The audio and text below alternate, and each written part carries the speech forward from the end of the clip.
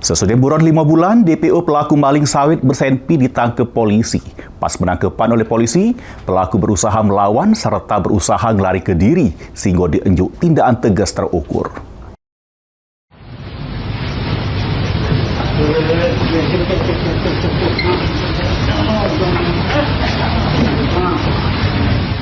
Juru keadaan meringis kesakitan, DPO pelaku maling sawit bernama Tom digawa ke rumah sakit untuk dapat ke perawatan medis. Buronan 5 bulan tersebut menyusul kedua kawannya yang duluan masuk ke jeruji besi. Juru aksinya 3 pelaku sentak sawit di kebun punya warga di BTS Ulu Musirawas. Juru aksinya pelaku pakai senjata api rakitan untuk ngancem siapa baik yang menghalangi aksi kejahatannya.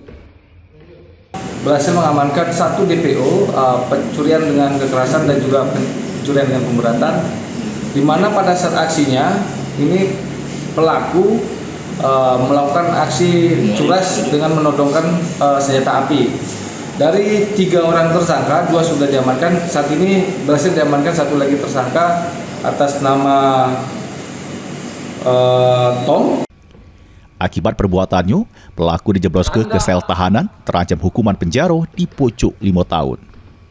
Mulyadi, PAL TV.